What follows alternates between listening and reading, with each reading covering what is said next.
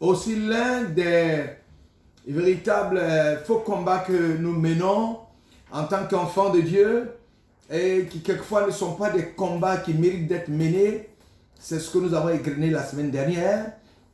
Mais l'un des faux combats que mènent les chrétiens et certaines religions actuellement, c'est ce que j'ai dit, c'est vouloir défendre Dieu. Oh, laisse-moi te dire que tu ne peux pas défendre Dieu. Tu ne peux pas défendre Dieu puisqu'il est tout puissant, capable de tout. Et on avait fini en disant, comme il est écrit dans le livre, la Genèse chapitre 17, il dit à Abraham qu'il est le Dieu tout puissant. Et aussi dans Actes chapitre 17, verset 25, il n'est point servi par des mains humaines, comme s'il avait besoin de quoi que ce soit. Lui qui donne la vie, lui qui donne la vie et qui donne tout en abondance, c'est ce Dieu-là. Donc il n'a besoin de personne d'autre pour le défendre. C'est comme ça que Dieu est et il n'a pas besoin de quelqu'un pour le défendre. Donc évitons de nous passer pour des personnes qui veulent défendre Dieu. Dieu n'a pas besoin de défense, il est assez puissant, il est assez fort, il est assez grand pour se défendre lui-même. Voilà ce qu'on avait dit. Et après avoir exprimé cela, nous allons maintenant entrer en prière pour demander à Dieu de préparer nos cœurs afin que ce message qui va venir, c'est-à-dire la dernière partie, qui est la partie des avantages dans le bon combat, marcher dans le bon combat, quels sont les avantages, pourquoi combattre le bon combat, nous allons commencer ce paramètre qui est très important afin que Dieu même dans sa grâce infinie nous donne les bénédictions attachées à cet enseignement au nom de Jésus. Nous prions le Seigneur. Notre Père et notre Dieu, nous bénissons ton nom, nous t'élevons, parce que tu es un grand Dieu.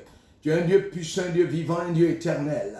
Et c'est toi qui nous as créés, qui nous a envoyé sur cette terre, qui nous a envoyé Jésus-Christ de Nazareth, venir nous dire que non, vous n'êtes pas abandonnés sur la terre. Il est un Dieu puissant, vivant, qui vous a créé.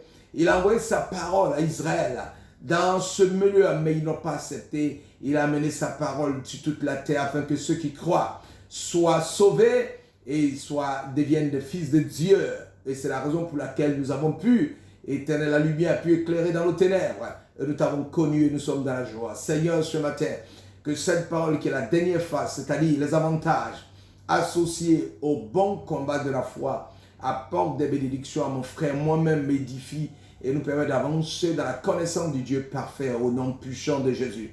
Que toute personne qui écoute cette parole sortie de cette exhortation, cet enseignement ne soit plus la même. Les anciennes choses soient tombées, brisées, renversées. Les anciennes choses soient passées. Et une nouvelle vie commence maintenant dans sa marche avec le Seigneur dans le nom puissant de Jésus. Nous avons prié. Alléluia. Amen. Oui, Dieu n'a pas besoin qu'on le défende. Et il dit à Abraham dans Genèse chapitre 17 qu'il est le Dieu tout-puissant. Et il dit dans Actes chapitre 17 verset 25, il n'est point servi par des mains humaines comme s'il avait besoin de quoi que ce soit. Lui qui donne à tous la vie, la respiration et toutes choses. Dieu est assez grand pour se défendre. Il n'a pas besoin que quelqu'un le défende. Dieu n'a pas besoin de ça. Puisqu'il est assez puissant. Actes chapitre 7 verset 50 dit, n'est-ce pas ma main qui fait toutes choses? Ça veut dire que Dieu est celui qui fait tout. Personne ne peut faire quelque chose en dehors de lui. C'est lui qui est le maître de tout. C'est lui qui domine, commande et dirige tout. Donc on ne peut pas le défendre. Alors si tu passes ton temps à vouloir défendre l'Éternel des armées, je voudrais te dire que c'est un faux combat. L'autre faux combat de ce siècle est le plus répandu. Est celui de prêcher que la prospérité aux chrétiens. La prospérité de l'évangile. Je n'en fais pas cas, mais je prêche l'évangile de prospérité. C'est vrai, le mot évangile de prospérité n'est pas dans la Bible. Mais je dis aux chrétiens, tu vas voyager, tu vas être riche, tu vas prospérer pour ton bonheur. Dieu t'a envoyé sur terre non pour souffrir, mais pour vivre heureux dans l'opulence et la richesse. Et on voit des pancartes en ville, ne souffrez plus. Venez prendre vos bénédictions. Je voudrais te dire que c'est un faux évangile que tu prêches. Et cet évangile-là ne peut rien apporter. Parce que la Bible déclare dans 2 Timothée chapitre 4, verset 3-4, car il viendra un temps où les hommes ne supporteront plus la saine doctrine, mais ayant la démangeaison d'entendre des choses agréables Ils se donneront une foule de docteurs selon leurs propres désirs. Et ils détourneront l'oreille de la vérité. Ils se tourneront vers les fables. Oui, aujourd'hui c'est ça. Les chrétiens se tournent vers les fables. Vers ce qui n'est pas important. Vers ce qui n'édifie pas. Vers ce qui ne change pas la vie. Ils veulent entendre des belles paroles dans leurs oreilles. C'est ça qui est la priorité. Or, les belles paroles, ça n'apporte rien. On vous annonce des belles paroles, mais quand vous sortez de là, est-ce que votre vie a changé? Votre vie n'a véritablement pas changé. Alors, arrêtez d'écouter les fables. Arrêtez d'écouter des personnes qui ont envie de vous dire ce qu'ils veulent. Focalisez-vous sur la parole de Dieu. C'est la seule parole qui, en la lisant, Dieu, par la puissance de son Saint-Esprit, dévoile, vous donne des révélations de la parole et vous avancez étape par étape dans la connaissance de son nom. Pourquoi combattre le bon combat? Il nous faut combattre le bon combat de la foi afin que rien sur terre ne nous arrache la vie éternelle que Jésus-Christ nous a promise. Ça, c'est la première raison pour laquelle on combat le bon combat. Parce qu'il est dit dans la phrase, saisis la vie éternelle. Les combats quotidiens auxquels nous sommes confrontés sont des combats de la vie. Oui, mon frère, ce sont des combats de la vie. De tous les jours. Et non celle de la vie éternelle. Étudier, travailler, gagner de l'argent, acheter des voitures, acheter des maisons, ce sont des combats de survie physique. Mais ce n'est pas ça le combat de la foi. Ces combats, oui, ces combats concernent aussi bien les chrétiens que les païens, mon frère. Ces combats concernent aussi bien les chrétiens que les païens. C'est-à-dire le païen, c'est un combat qu'il mène pour la survie. Le chrétien aussi mène ce combat-là. Dieu ne nous a pas exemptés de ce combat. Donc ce combat concerne aussi bien les chrétiens que les païens. La sainte parole de Dieu dit dans Matthieu chapitre 7 verset 26, que servirait-il à un homme de gagner tout le monde s'il perdait son âme? S'il perdait son âme. Ou que donnerait un homme en échange de son âme?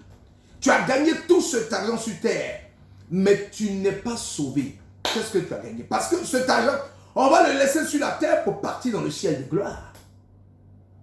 Dans 1 Timothée chapitre 6 verset 7, il a dit, car nous n'avons rien apporté dans le monde et il est évident que nous n'en pouvons rien emporter. Il faut que je répète ça, toi qui cherches l'argent et qui crois que l'argent c'est la finalité et qui vois dans l'argent ta gloire. Je vais te répéter, dans 1 Timothée chapitre 6 verset 7, il écrit, car nous n'avons rien apporté dans le monde, il est évident que nous n'en pouvons rien emporter.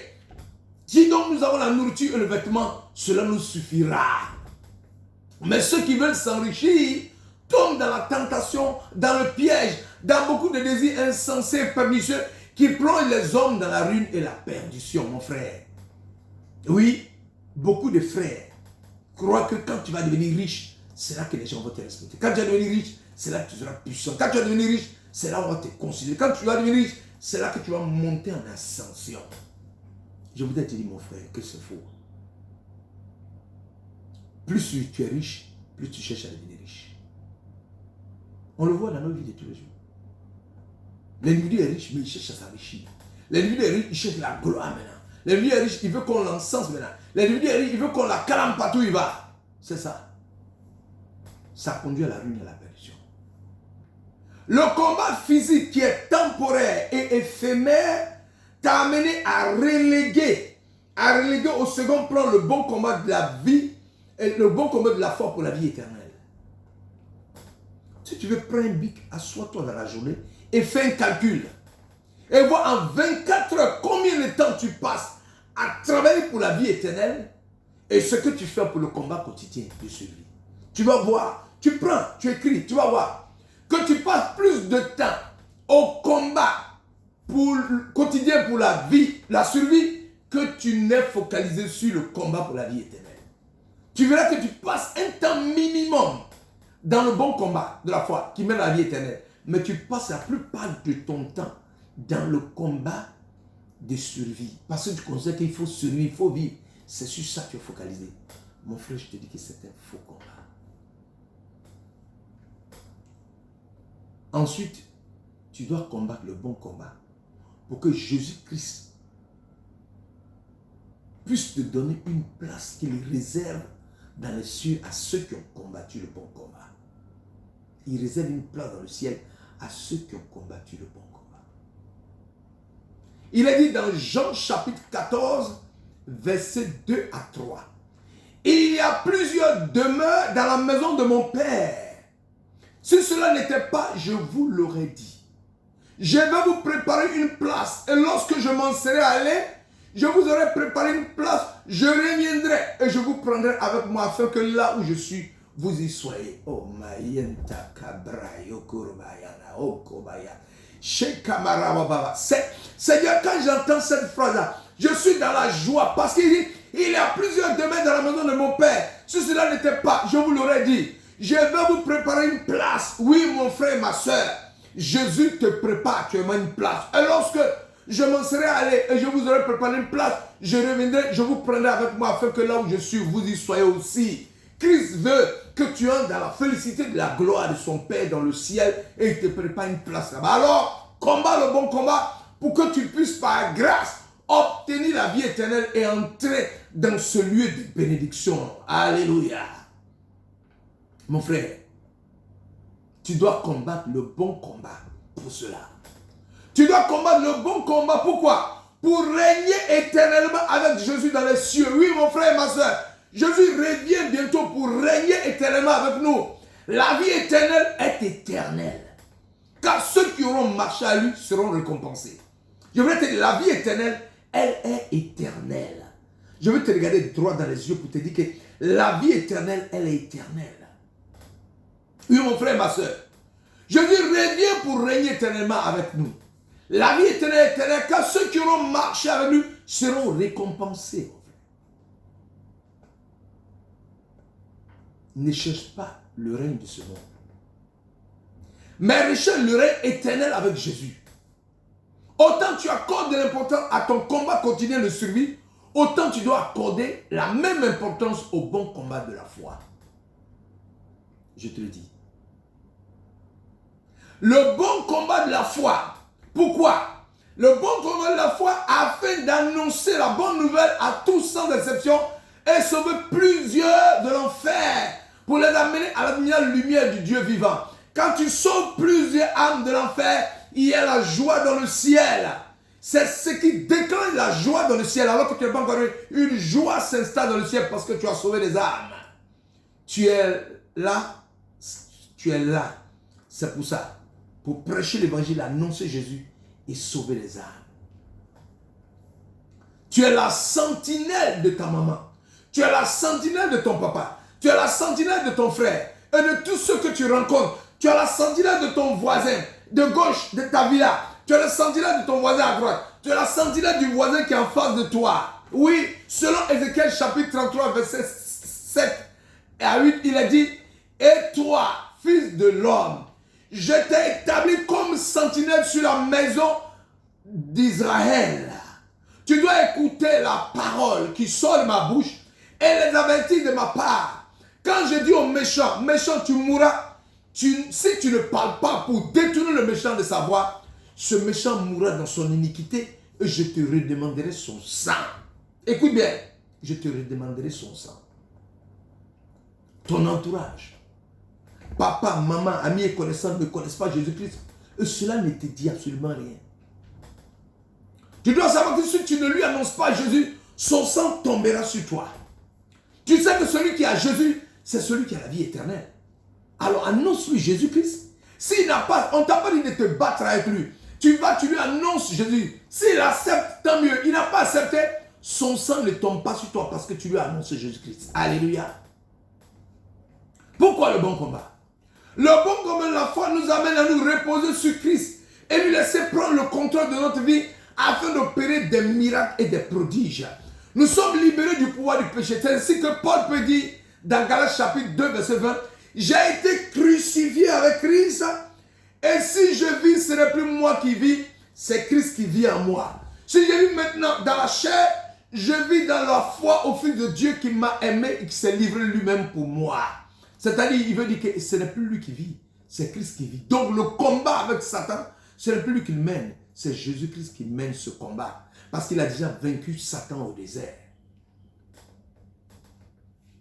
Le bon combat nous mènerait un jour où, dans le sein d'Abraham, père de la foi, qui a quitté son pays, sa patrie, sa maison, la maison de son père, pour aller selon la parole de Dieu dans un pays qu'il ne connaissait pas. Tu ne connais pas un pays, on te dit d'aller. Dieu lui a donné d'être le père des croyants et de la foi, et lui a ouvert un compte de bénédiction sur la terre pour tous les croyants, mais aussi un lieu dans le ciel, appelé le sein d'Abraham. Dieu lui imputa, je suis faisant dans le ciel un lieu qui est le sein d'Abraham où les chrétiens vont se reposer. Alors mon frère, c'est pour cela qu'on mène le bon combat. Pourquoi mener le bon combat? Combattre le bon combat, c'est être la lumière du monde et le sel de la terre. Oui, le sel peut assaisonner n'importe quelle sauce. Osez bien celle du président de la République que celle du planteur du petit village. Dans un village quelque part là-bas. La sauce du président de la République dépend du sel et la sauce du planteur dépend aussi du sel. C'est le même sel là. C'est que ça va être dans des boîtes différentes, c'est tout, sinon c'est le même sel. Et sont achetés dans des endroits différents, sinon c'est le même sel. La lumière est celle qui fait disparaître les ténèbres et éclaire toutes les maisons. Donc nous sommes le sel. Le sel donne un goût à la sauce. Et nous sommes la lumière qui éclaire les ténèbres, qui fait disparaître les ténèbres. Partout où nous allons, nous affectons notre environnement. Mon frère, combattre le bon combat pour affecter ton environnement, pour affecter les gens qui sont autour de toi, pour changer leur vie, pour les transformer, afin qu'ils disent, ah non, il y a un frère qui est venu ici, on sent qu'il a impacté le milieu dans lequel nous nous trouvons. C'est ça le bon combat. On peut le voir dans Matthieu chapitre 5, verset 13 à 14. Vous êtes le sel de la terre, mais si le sel perd sa saveur, avec quoi la lui rendra-t-on? Il ne sert plus qu'à être jeté dehors, foulé aux pieds par les hommes. Vous êtes la lumière du monde. Une ville située sur une montagne ne peut être cachée. Donc c'est nous qui éclairons le monde. Mène le bon combat pour éclairer le monde. Pourquoi on combat le bon combat? Combat le bon combat de la foi en lisant, en mangeant, en digérant, en rendant la parole afin que le succès et la réussite selon Dieu soient ton partage. Lorsque tu lis la parole, tu marches dans la voie de la parole. Tu manges la parole, tu la digères. Tu marches selon les voies de la parole. Il ne peut y avoir que des bénédictions et la paix dans ta vie. Non, tu ne peux pas marcher avec Dieu et puis être dans les souffrances éternelles. Tu auras des épreuves, mais ces épreuves passeront. Parce que l'épreuve, c'est une manière pour Dieu de faire monter d'un cran ta foi, de faire monter d'un cran la connaissance, d'aller en eau profonde avec lui. Oui, tu vas petit à petit avancer et connaître Dieu. Il va se révéler à toi dans la lecture de sa parole. Parce qu'il y en a qui lisent la parole de Dieu comme ça, comme un livre d'histoire. Mais quand tu lis et tu demandes à Dieu de te remplir de son Saint-Esprit, le Saint-Esprit va te donner des révélations dans la parole que d'autres personnes lisent et ne voient pas. Josué chapitre 1, verset 8 dit que ce livre de la loi ne s'éloigne point de ta bouche. Médite-le jour et nuit pour agir fidèlement selon tout ce qui est écrit, car c'est alors que tu auras du succès dans tes entreprises, c'est alors que tu réussiras. Oui, on combat le bon combat parce qu'il y a la réussite, la grâce de Dieu associée à ce combat-là. Pourquoi combattre le bon combat? Combattre le bon combat permet d'être agréable à Dieu en gardant la foi en Dieu. Parce que la Bible déclare, sans la foi, nul ne peut être agréable à l'Éternel. Le diable cherche à détruire ta foi avant que tu ne sois pas agréable à Dieu. C'est-à-dire, c'est ta foi que le diable cherche à localiser. Il ne cherche rien d'autre. Il veut briser ta foi. Parce que la foi que tu as, c'est la confiance totale que tu as mis en Dieu. Il veut la détruire. En la détruisant, qu'est-ce qu'il fait? Il brise ta confiance en Dieu. Alors que sans la foi, tu ne peux pas être agréable à Dieu. C'est la foi que Dieu utilise. Ce n'est pas les pleurs. Non. C'est la foi que tu dégages. La confiance en Dieu qui appelle Dieu à venir dans ta vie. Tu n'étais pas là quand Christ est mort. Mais tu crois que Christ est mort, ressuscité. Tu as confiance, tu crois. Tu as la foi. Tu marches à l'intérieur. Tu te convertis, tu acceptes. tu te baptises, tu marches dans la voie du Seigneur, son esprit vient sur toi et tu commandes et la chose s'accomplit parce que tu as la foi. Et l'objectif du diable, c'est de détruire ta foi. Satan sait qu'avec la foi, tu serais agréable à l'Éternel des armées. Il sait ça. Et tu vas remporter de grandes victoires comme lui-même s'est très enflammé. Alors il cherche les voies de main pour détruire ta foi. Donc le bon combat de la foi, c'est de toujours demeurer dans la confiance de Dieu. On est dans le bon combat parce que cela nous permet de marcher dans la foi avec Dieu. Pourquoi on combat le bon combat? On combat le bon combat de la foi afin de résister au diable. L'armure du soldat chrétien pour le combat spirituel comprend seulement une arme offensive. L'épée de l'esprit qui est la parole de Dieu. Éphésiens chapitre 6 verset 17. Une connaissance intime de la Bible nous permettra de remporter la victoire contre la tentation. Jésus subit 3 formes de tentation communes à tous les hommes lorsqu'il se retrouve dans le désert. Dans le désert, Satan l'a tenté. C'est 3 formes de tentation que Satan nous soumet à nous les enfants de Dieu. La première tentation est celle de la convoitise de la chair. Matthieu chapitre 4 verset 3 à 4. Et quand il a tenté Jésus, la première tentative a été celle de la convoitise de la chair. On peut le voir dans Matthieu chapitre 4 verset 3 à 4. Qui comprend tous les désirs physiques, tous les attraits de ce monde. Notre Seigneur avait fait et le diable l'a incité à changer les pierres en pain, mais il a répondu en citant Deutéronome chapitre 8 verset 3. Ça est la parole de Dieu qu'il a pu contrer Satan. La deuxième tentation était celle de l'orgueil de la vie. On peut la voir dans Matthieu chapitre 4 verset 5 à 7. Ici, le diable a voulu se servir d'un passage des Écritures contre lui. Le psaume 91, verset 11 à 12. Satan connaît les Écritures, mon frère. Il connaît les Écritures. Parce qu'il le tord près de la parole là-bas avant de connaître la déchéance. Il connaît les Écritures. Mais le Seigneur a répondu par un passage contraire. Deutéronome chapitre 6, verset 16. Déclarant qu'il aurait tort d'abuser de son pouvoir. La troisième tentation était celle de la convoitise des yeux. Matthieu chapitre 4, verset 8 à 10. Et encore, il a brisé et vaincu Satan. Parce qu'il dit, il est écrit. Il est écrit, après il dit. Il a neutralisé le diable qui est parti. Voici les véritables raisons pour lesquelles on combat le combat de la foi. Parce que c'est comme ça qu'on peut montrer que nous sommes des enfants. Voici les raisons, quelques raisons que j'ai citées.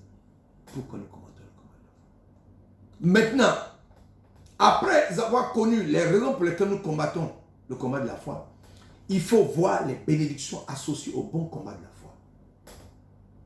Oui, la bénédiction associée. Il y a des bénédictions associées au combat de la foi. La bénédiction la plus merveilleuse dans le combat de la foi, c'est le retour de Jésus qui vient nous chercher pour la vie éternelle.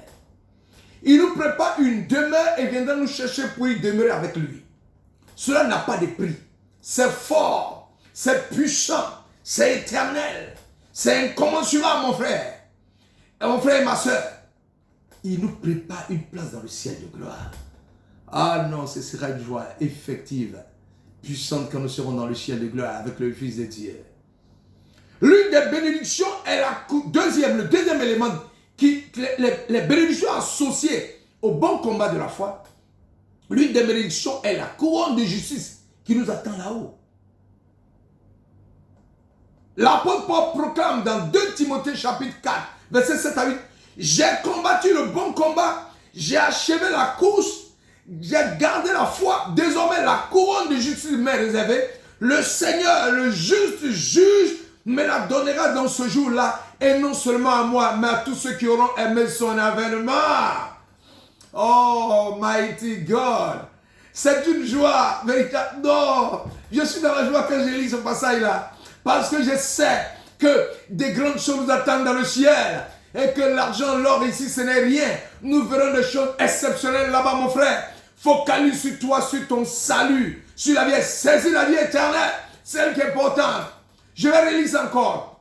J'ai combattu le bon combat. J'ai achevé la course, gardez la foi. Désormais, la couronne de justice m'est réservée. Le Seigneur, le juste juge, me la donnera dans ce jour-là. Et non seulement à moi, mais à tous ceux qui auront aimé son avènement. Mon frère, ne vis pas une vie comme tu veux. Et puis tu meurs, tu es couché, on fait des faits part et puis on met des sujets combattus le bon combat. Non, mon frère. N'entrez pas dans ça. D'ailleurs, même quand on écrit, toi-même, tu ne le sais même pas parce que tu es de l'autre côté. Non, n'entre pas dans ça. Combat véritablement le bon combat. Pourquoi on écrit, j'ai combattu le bon combat, j'ai achevé la course, j'ai gardé la foi. Désormais, la couronne de justice m'est réservée. Le Seigneur, le juge, me la donnera dans ce jour-là. Et non seulement à moi, mais à tous ceux qui auront aimé son avènement. Il faut combattre le véritable combat pour qu'on écrive ça sur ta tombe. Il faut combattre le véritable combat pour qu'on écrive ça sur le fait pas. Mais ne fais pas un faux combat. Non. Combat le bon combat. Quelle est la bénédiction? Une des bénédictions associées au bon combat. Une grande récompense, celle d'être pur aux yeux de Dieu et avoir son nom écrit dans le livre de vie, selon Apocalypse chapitre 3, verset 5. Parce que Dieu, il est Dieu de sainteté et ceux qui doivent l'adorer en se sanctifiant tous les jours. Apocalypse chapitre 3, verset 5 dit, celui qui vaincra sera ainsi revêtu de blanc. Je n'effacerai point son nom du livre de vie. Ainsi, tout chrétien doit s'équiper et apprendre à combattre l'ennemi qui se déguise pour le séduire. Puisque le monde entier est sous la puissance du malin. Le monde entier est sous la puissance du malin selon 1 Jean chapitre 5 verset 19. Mais Apocalypse chapitre 3 verset 5, celui qui vaincra sera ainsi revêtu de blanc. Je n'effacerai point son nom du livre de vie. Oui. Tu dois t'équiper à apprendre à combattre l'ennemi qui se déguise pour te séduire. Parce que le monde entier ploie sous le joug du malin. L'autre récompense, c'est quoi? La récompense du bon combat de la foi, c'est devenir un avec Jésus-Christ, c'est-à-dire être investi d'un puissant pouvoir afin de remporter les victoires, comme je l'ai dit. Il faut préciser que ce sous-pouvoir divin permet de gagner tous les combats sans exception. Oui, Satan, on doit le chasser. C'est tout. Quand tu combats le bon combat. Jésus-Christ a lui-même remporté spirituellement la victoire dans tous les combats qu'il a livrés et qu'il mène encore pour notre rédemption. On peut le voir, Galates chapitre 2, verset 20. J'ai été crucifié avec Christ et si je vis, ce n'est plus moi qui vis, c'est Christ qui vit en moi. Il faut que ce passage-là puisse finir par faire de ta vie une véritable transformation afin que ce n'est plus toi qui parles, c'est Christ qui parle. Nous sommes un bien privé et nous ne pouvons plus faire n'importe quoi. Mais uniquement ce que Jésus ferait s'il était à notre place. Chaque fois que tu dois poser un acte, dis-toi, est-ce que Jésus poserait un tel acte? Si tu te poses cette question, tu vas éviter beaucoup d'erreurs. Oui, tu es propriété privée, tu as été privatisé. Tu ne t'appartiens plus à toi, mais tu appartiens à Jésus-Christ de Nazareth. La récompense du bon combat de la foi, fais de toi un disciple de Christ. Tu es un petit Christ qui fait peur aux esprits méchants, aux princes de ce monde des ténèbres. Tu domines sur le mal et tu t'affectionnes aux choses du ciel. Tu recherches toujours les choses du ciel. Ainsi vous-même, Romains chapitre 6, verset 11 à 12 dit, ainsi vous-même, regardez-vous comme mort au péché et comme vivant pour Dieu en Jésus-Christ. Que le péché ne règne donc point dans vos corps mortels. N'obéissez pas à ses convoitises. N'obéis pas aux convoitises des péchés. Parce que quand tu es un enfant de Dieu, tu t'affectionnes maintenant aux choses. Quand tu fais le bon combat, tu t'affectionnes aux choses du ciel.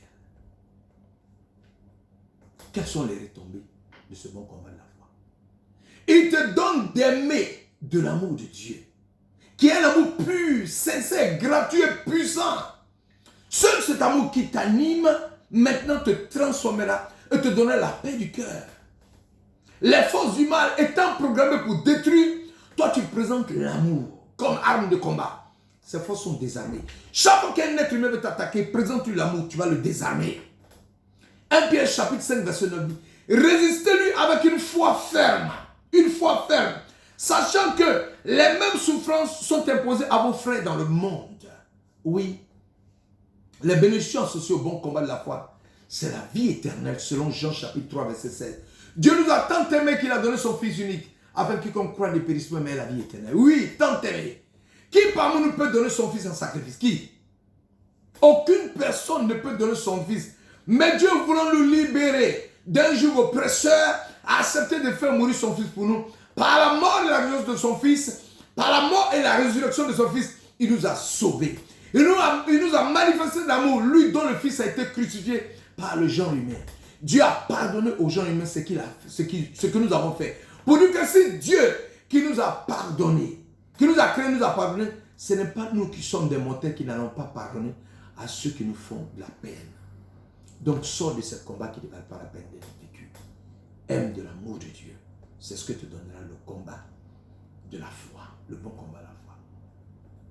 Le bon combat de la foi fait que tu es réconcilié avec Dieu. Tu ne suis plus une religion. Parce que le christianisme n'est pas une religion, je voulais te dire. Jésus a réconcilié les hommes avec Dieu. Pendant que les religions montrent le chemin, Jésus lui-même, il est le chemin. Jésus lui-même, il est le chemin. Jésus lui-même est la vérité. Jésus lui-même est la vie. Jean chapitre 14, verset 6 dit. Jésus lui dit, je suis le chemin, la vérité et la vie. Nul ne vient au Père que par moi. Jésus est le chemin. Il ne montre pas le chemin, il est lui-même le chemin. Écoute ça.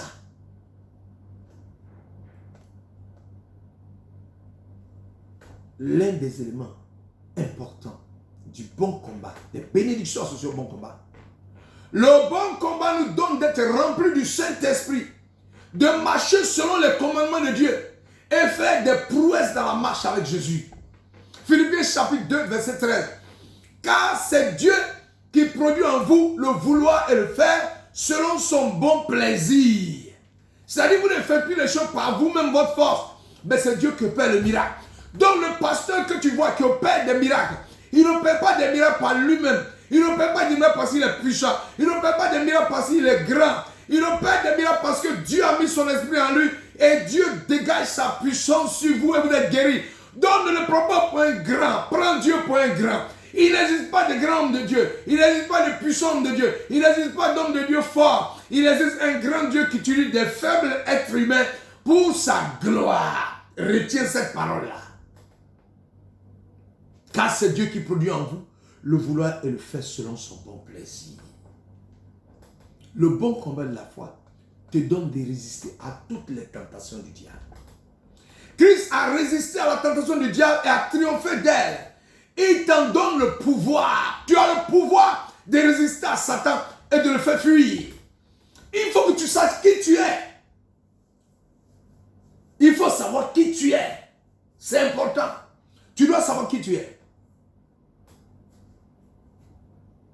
Donc, il te donne le pouvoir. Ça, c'est une des bénédictions accompagnées au bon combat. Mon frère et ma soeur, quelquefois, avoir le grand nombre de personnes qui vivent selon ce siècle et le monde sous l'emprise de Satan, on peut quelquefois se poser la question de savoir si ce ne sont pas eux qui ont raison. Mais quelquefois, quand tu les vois tellement, les vies qui mènent, te disent, mais est-ce que ces gars-là peut-être n'ont pas raison? Ah, faut pas te tromper. Hein. Dieu ne regarde pas le grand nombre. Ce serait plus facile d'aligner nos croyances ou nos conduites sur celle de la majorité plutôt que sur les enseignements de la Bible. On dit, bon, comme ils sont nombreux là, on les voit partout, donc on va s'aligner à eux. Non, nous ne sommes même pas nombreux. Vous allez en France, en 2011, on était 6%, les évangéliques. Aujourd'hui, nous sommes peut-être à 9%. Si vous êtes déjà posé cette question, c'est normal. Même le pasteur Timothée, formé par l'apôtre Paul lui-même, a dû se poser la même question que tu te poses. Et a tenté de s'écarter au moins un petit peu des enseignements bibliques qu'il avait reçus pour que Paul lui adresse une exhortation aussi solennelle que celle que nous trouvons dans ce passage. Paul a dû lui adresser une exhortation solennelle. Dieu a dit, mon frère, il ne faut pas te tromper. Rappelez-vous qu'un des problèmes auxquels Timothée devait faire face, c'était le problème des faux docteurs. L'expression « combat le bon combat » c'est venu sur la base des faux docteurs. C'est-à-dire des gens dans l'église, autour de l'église, qui mettaient en avant des enseignements et des comportements étrangers à la Bible. Et qui étaient la plupart du temps animés de motivations mauvaises. C'est-à-dire notamment pécuniaire, c'est-à-dire c'est l'argent, pas pécuniaire, c'est l'argent qu'ils voulaient gagner. Ils ont commencé l'œuvre de Dieu, ils voulaient entrer dans les maisons, créer des petits lieux où on prie, et rassembler les chrétiens, et puis après quand il finit une petite quête ici, donc s'il a 20 maisons ou 30 maisons là, ça lui fait plusieurs quêtes. Donc il courait après l'argent, comme beaucoup de pasteurs aujourd'hui courent après l'argent, c'était la même chose. C'est là que Paul va lui envoyer le message, combat le bon combat.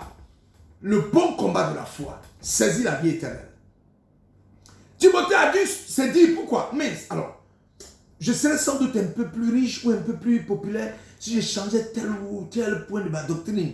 Mais Paul, dans ce passage, adresse à Timothée un appel très solennel à rester fidèle à la foi biblique. Oui, vous aussi, vous ressentez le besoin d'être rassuré, encouragé dans votre marche chrétienne.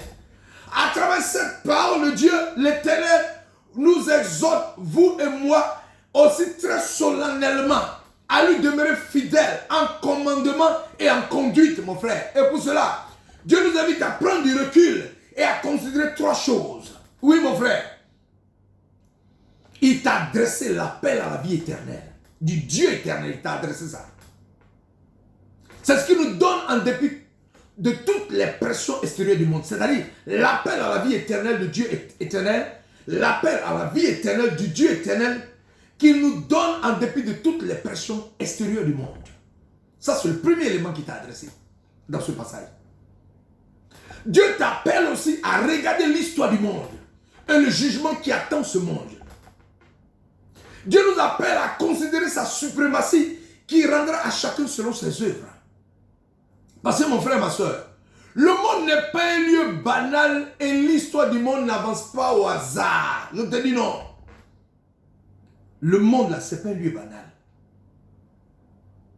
Où on va dire, on attend de voir dans quel sens la roue va tourner. Est-ce que le monde là, bon, regarde, est-ce que quelqu'un ne va pas venir changer les choses? Bon, tu raisonnes comme ça, tu te trompes.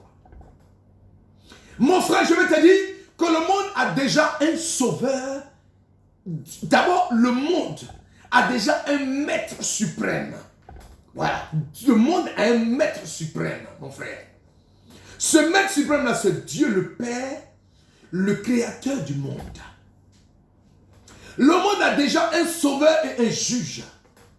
Jésus-Christ, le Fils de Dieu, qui est mort, ressuscité, exalté et dont l'avènement glorieux approche.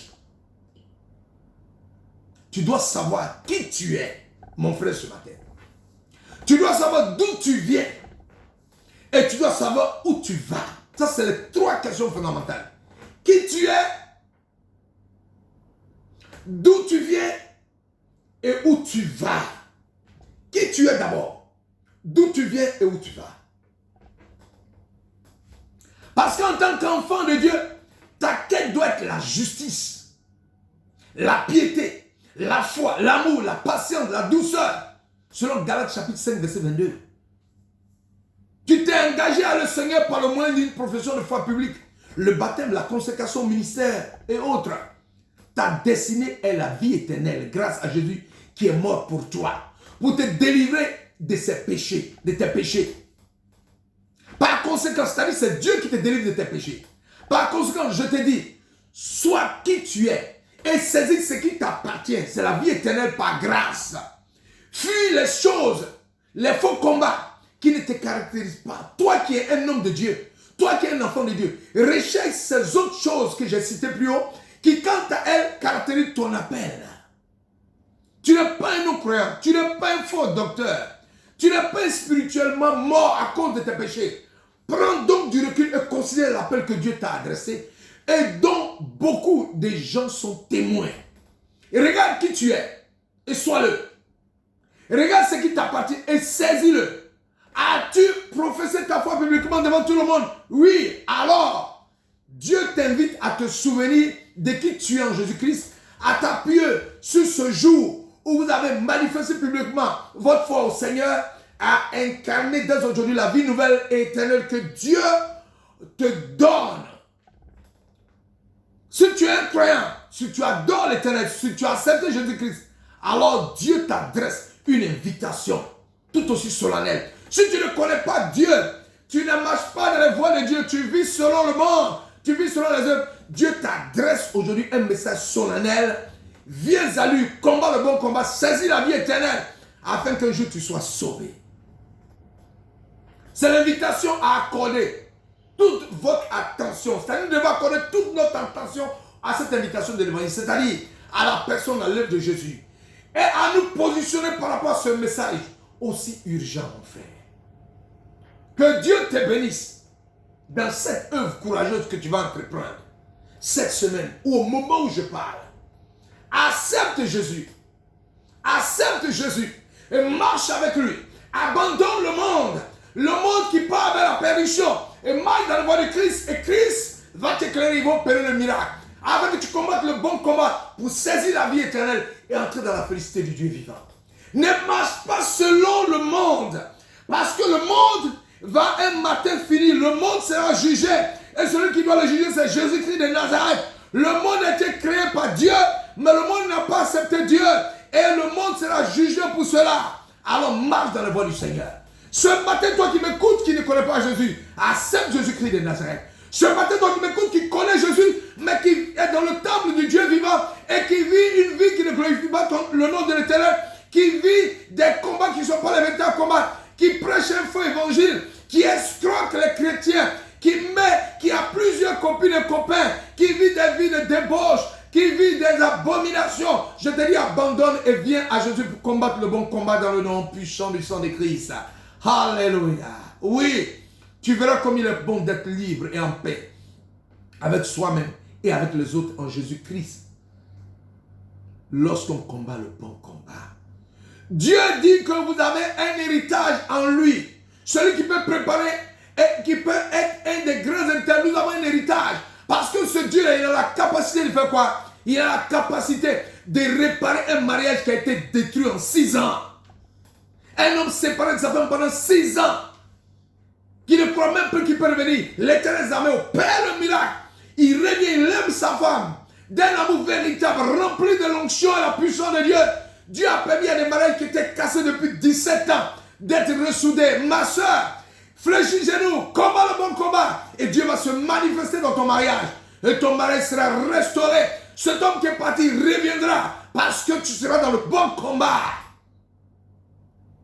Tout ce qui vous empêche d'emprunter le chemin du bon combat tombe à cet instant dans le nom de Jésus. L'échec dans le combat de la foi ne sera plus ton partage au nom de Jésus-Christ de Nazareth. Tout ce qui est né de Dieu, je voulais te dire, triomphe du monde. Tout ce qui est né de Dieu triomphe du monde. Tout ce qui est né de Dieu triomphe du monde. Tu n'es pas sauvé, mon frère, pour être un perdant, mais tu es sauvé pour être un vainqueur. Au nom de Jésus. Oh,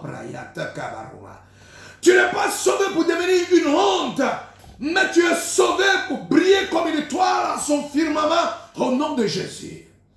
Ah, tu n'es pas né de nouveau pour souffrir la défaite, mais tu es né de nouveau pour donner des victoires et des prodiges au nom de Jésus. Ce matin, toutes tes défaites sont transformées en victoire dans le nom de Jésus. Toute honte, toutes tes hontes, toutes les amertumes, toutes les haines, toutes les peines que tu as sont transformées en gloire au nom de Jésus. Tout échec est transformé en réussite au nom de Jésus. Je prophétise sur toi ce jour. La victoire qui triomphe du monde, c'est notre foi en Jésus-Christ de Nazareth.